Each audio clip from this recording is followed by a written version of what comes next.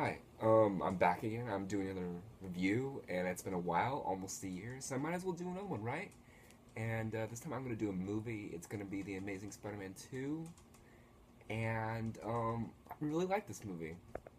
I went into it with very, very low expectations because I heard it was terrible, so I didn't go into it with very high expectations, so I was kind of blown away by it.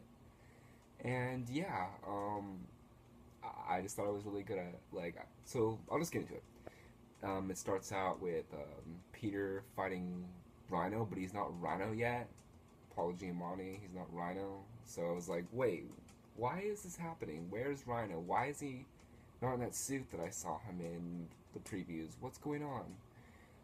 But yeah, I didn't. I just let it go. I just kept going with the story. Yeah, he saves some guy, and he's Jamie Foxx. I forget his name. He obviously lives up to his character's development because honestly, I don't remember the guy's name. It's not important to me. And yeah, it's Electro, and so he saves him.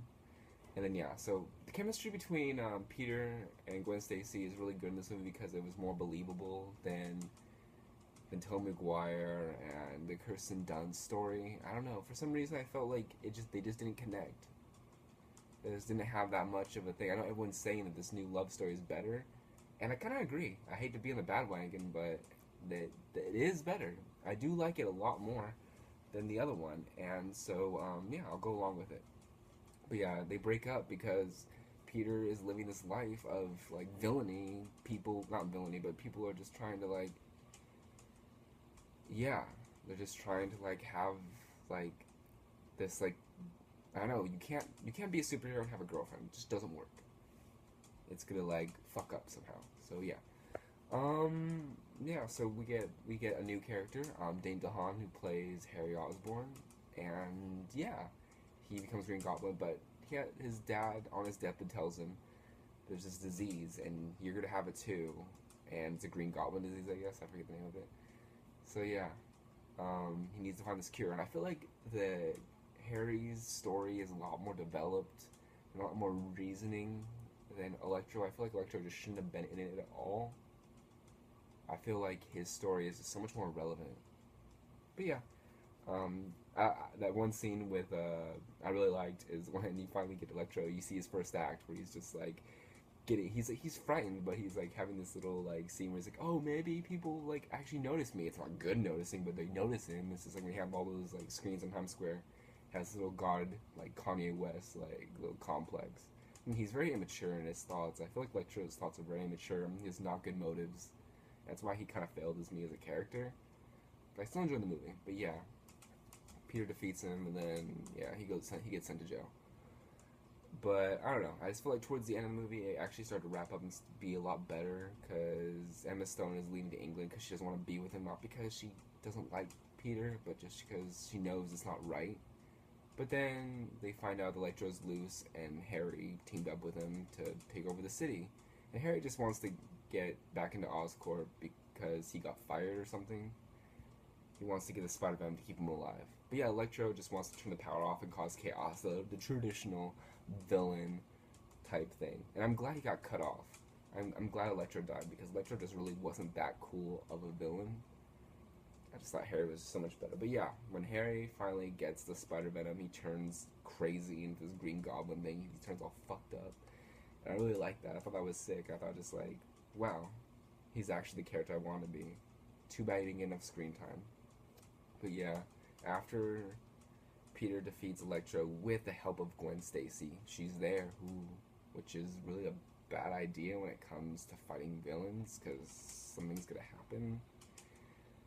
But yeah, but eventually, spoiler, she does die. She gets, she falls from the clock tower, the Green Goblin and Peter fighting in. And I like that scene where Peter's just trying to save her. Just that little trying to save, just a little spider web. Turns into a little hand too, but it doesn't help. She ends up dying because he doesn't grab her in time, whiplashes her, breaks her neck. And I was like in the theater, I was like, yeah, she's gonna wake up. She's gonna be like, oh, hi, Peter. She doesn't. She fucking dies. That's exactly what her dad told her. Her dad told him not to do. He didn't listen. She died, and now he's got to live with it. and it pretty much haunts him for maybe years or year, I don't know, for a long time. You just see this like montage of sequences of seasons. But yeah, Harry gets put in prison, and he pretty much tells this guy, I forget his name, but he assembles the Sinister Six, the villain Avengers.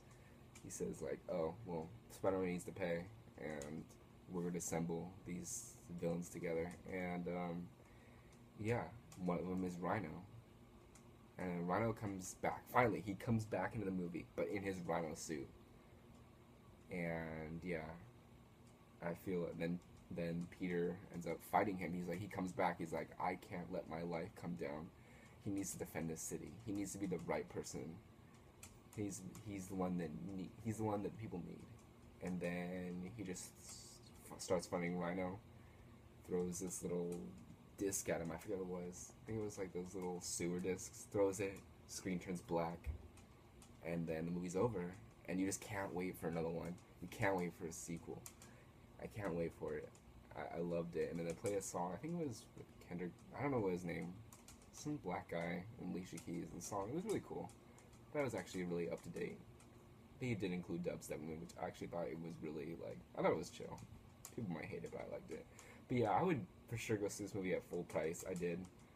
And I would give it like, I think that would be my favorite movie of the year. So I give it an A, I guess. I don't rate things, but right now I'm just like, it's worth paying full price. I would see it full price.